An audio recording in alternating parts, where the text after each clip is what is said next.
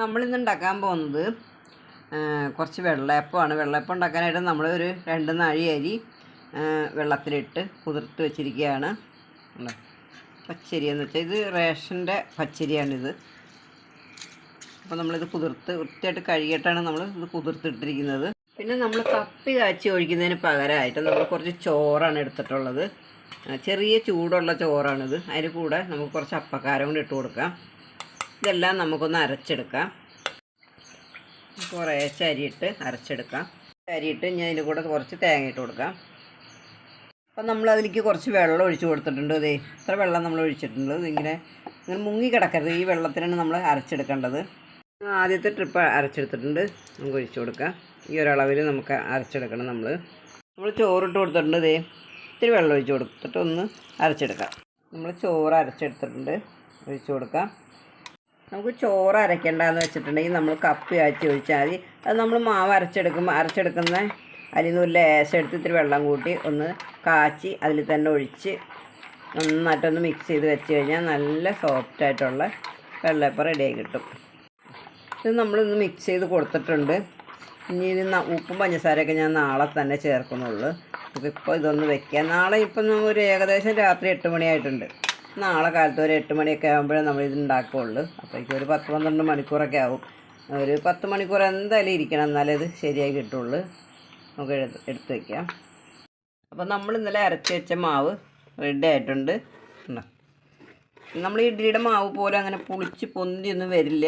ഈ ഒരു ലെവലിൽ നമുക്ക് കിട്ടുള്ളൂ. നമുക്ക് കുറച്ച് പഞ്ചസാര ഉപ്പൊക്കെ ചേർത്ത് കൊടുക്കാം. പഞ്ചസാര ഉപ്പൊക്കെ നമ്മൾ ഇന്നലെ അരച്ച് വെച്ചപ്പോൾ തന്നെ ചേർത്ത് കൊടുക്കുന്നതുകൊണ്ട് കുഴപ്പമൊന്നുമില്ല. ഞാൻ അങ്ങനെ ചേർത്തില്ല എന്ന് മാത്രം. പഞ്ചസാര ഒരു 2 ടീസ്പൂൺ ഇട്ട് കൊടുക്കാം. 2 3 ഇട്ട് കൊടുക്കാം. നമുക്ക് പൊടിച്ച പഞ്ചസാരയാണ്. കുറച്ച് ഉപ്പ് ചേർത്ത് കൊടുക്കാം.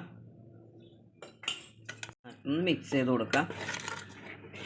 നമ്മൾ മാവ് കുറച്ചെടുത്തിട്ടുള്ളൂ. നമുക്ക് ആവശ്യത്തിന് ഉണ്ടാക്കിയാൽ മതിയല്ലോ. നമ്മളൊരു പുതിയ അപ്പച്ചട്ടി മേടിച്ചിട്ടുണ്ട്. ഇത് ആദ്യമായിട്ട് ഉദ്ഘാടനം ചെയ്യാൻ പോവാണ്ട. നല്ല അടപ്പല്ലേ. നന്നായിട്ട് ചൂടായിട്ട് വേണം നമ്മൾ മാവ് ഒഴിച്ച് കൊടുക്കാനായിട്ട്. അടച്ച് വെച്ച് കൊടുക്കാം. നമുക്ക് മാവ് ഒഴിച്ച് കൊടുക്കാം.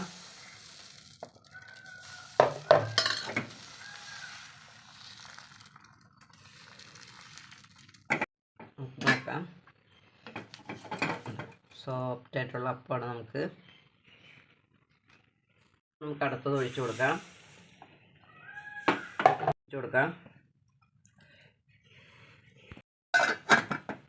നമുക്ക് എടുക്കാം. നമുക്ക് സൈഡൊക്കെ നന്നായിട്ട് മുരിയണമെങ്കിൽ അങ്ങനെ മുരിച്ചെടുക്കാം. അതാ സോഫ്റ്റായിട്ട് വേണമെന്നുണ്ടെങ്കിൽ അങ്ങനെ എടുക്കാം. നമുക്കെല്ലാം ഇതുപോലെ ഒന്ന് ഉണ്ടാക്കിയെടുക്കാം. നമ്മൾ ഈ വെള്ളയപ്പം ഉണ്ടാക്കിയേക്കുന്നത് റേഷൻ അരിയാണ്. നമ്മുടെ വീട്ടിൽ എപ്പോഴുള്ള ഒരു അരിയാണത്. നമ്മൾ വലിയ വിലപിടിപ്പുള്ള അരിയൊന്നും മേടിച്ച് ഇത് ഇങ്ങനെ ചെയ്യേണ്ട ആവശ്യമില്ല. നല്ല സോഫ്റ്റായിട്ടുള്ളൊരു അപ്പമാണിത്. കണ്ടോ, മുരിച്ചെടുക്കണമെങ്കിൽ മുരിച്ചെടുക്കുക. ഇത് ഇത്തിരി മുരിച്ചാണ് ഞാൻ എടുത്തേക്കുന്നത്. അല്ലാണ്ടാണെങ്കിൽ നമുക്ക് സോഫ്റ്റായിട്ട് അങ്ങനെ എടുക്കാം നമുക്ക്. അപ്പം ഇത് ഇന്നത്തെ ഈ റെസിപ്പി എല്ലാവരും ഒന്ന് ഉണ്ടാക്കി നോക്കൂ. അടിപൊളി റെസിപ്പിയാണ്. അപ്പോൾ എൻ്റെ ഈ വീഡിയോ നിങ്ങൾക്ക് ഇഷ്ടപ്പെട്ടെങ്കിൽ ഒന്ന് ഷെയർ ചെയ്യാനും ലൈക്ക് ചെയ്യാനും നിങ്ങളുടെ അഭിപ്രായങ്ങളൊന്ന് അറിയിക്കുക. സബ്സ്ക്രൈബ് ചെയ്യാണ്ട് ആരെങ്കിലും കാണുന്നുണ്ടെങ്കിൽ ഒന്ന് സബ്സ്ക്രൈബ് ചെയ്ത് സപ്പോർട്ട് ചെയ്യുക. നിങ്ങൾ ഫേസ്ബുക്ക് പേജിലാണ് കാണുന്നതെങ്കിൽ പേജ് ഒന്ന് ഫോളോ ചെയ്യുക. എല്ലാവർക്കും ഒരു നല്ല ദിവസം ആശംസിച്ചുകൊണ്ട് ടാറ്റാ ബൈ ബൈ.